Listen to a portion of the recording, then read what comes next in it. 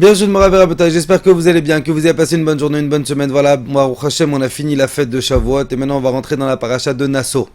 Paracha de Nasso, pas paracha de Bar Mitzvah, ça va bientôt être mon anniversaire.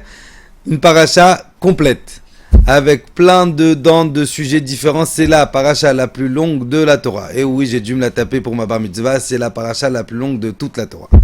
Dans cette paracha, la Torah elle va nous amener une histoire spéciale, c'est ce qu'on appelle la Sota. C'est quoi la Sota? Dans le cas où Chas Veshalom, un homme il suspecte sa femme qu'elle l'ait trompé. Donc il y a toute une cérémonie. Mais on va l'amener au Beth Amikdash. On va l'amener chez le Kohen. Et le Kohen Gadol, il va lui faire boire une potion.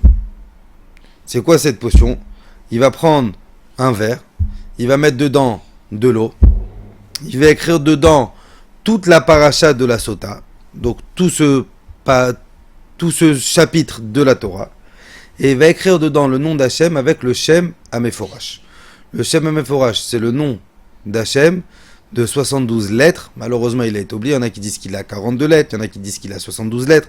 Il y en a qui disent que c'est le Shem Ameforash, que c'est le nom d'Hachem qu'on connaît, Yud Kevavke, mais avec des voyelles différentes. Mais en gros, c'est le nom d'Hachem le plus kadosh au monde. On n'a pas le droit de le dire. Même celui qui le connaît, il n'a pas le droit de le dire. Le Kohen Gadol, il le disait une fois dans l'année à voix haute. C'était le jour de Kippour, et il y avait un miracle. Dès qu'il le disait, Am Israël il entendait, mais tout de suite après il oubliait. Ok? Et donc cette femme, elle va boire l'eau. Si elle a fauté, bien sûr, si elle avoue, on ne lui fait rien du tout. Si elle a fauté, eh ben, elle va souffrir. Et si elle n'a pas fauté, eh ben, si elle était pauvre, elle va devenir riche, elle va être bénie par Hachem. Ok? On parle d'un cas d'une femme évidemment qui est mariée et qui, machin, il va tromper son mari. Et la Gemara, elle pose une question simple. La Gemara dit, je comprends pas. On parle d'une fille qui a fait une avéra. On parle d'une femme qui a fait une avéra. Pourquoi est-ce qu'Akadosh Baruch Hu, il accepte qu'on prenne son nom et qu'on l'efface? Vous savez comment les halachot, elles sont compliquées sur le nom d'Hachem? Quand le sofer, il va écrire, par exemple, le nom d'Hachem dans le Sefer Torah ou dans les Tfilin, il faut que ce soit avec Havana, il faut que ce soit avec Marshava, il faut qu'il pense au nom d'Hachem, il faut... Et vous savez, il y a des paires de tefilines qui coûtent très très cher, où le sofer, à chaque fois avant d'écrire le nom d'Hachem, il va se tremper au mikvé. Donc c'est des tefilines qui coûtent vraiment vraiment très cher. C'est-à-dire que le nom d'Hachem, même quand on l'écrit, il faut être pointilleux. Et là, la Gemara, elle demande pour une femme qui a fait une avéra, Kadosh Baruch Hu, il accepte à ce qu'on efface son nom, alors qu'Hachem, il est très pointilleux sur l'importance de son nom. Et la Gemara, elle donne une réponse simple et merveilleuse. La Gemara, elle dit, pour faire résider la paix dans le couple, Akadosh Baruch Hu, il est prêt à effacer son nom.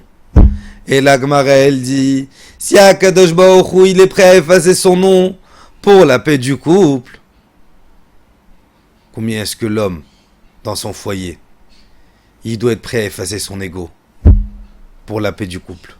Combien est-ce que sa femme, ou la femme, dans son foyer, elle doit être prête à effacer son ego? Combien est-ce que, dans des histoires banales entre des collègues, des frères, des sœurs, si Akadosh Baruch Hu, pour la paix, il a été prêt à effacer son nom, combien est-ce que nous, on doit apprendre à effacer notre ego pour faire la paix? Akadosh Baruch Hu, Bezrat Hashem, il nous donne les kochot, si Dieu veut, de pouvoir toujours effacer notre ego, parce que c'est le plus grand ennemi de l'être humain, c'est lui-même.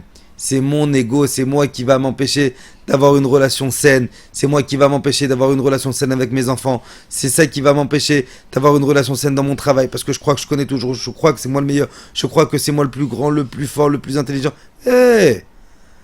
Hachem, il a été prêt à effacer son nom pour la paix. Effaçons notre ego pour faire régner la paix. Je vous souhaite, Bezrat Hachem, une excellente semaine, un excellent Shabbat, et qu'on ait le mérite de voir Mashiach, c'est ce qui nous met Amen.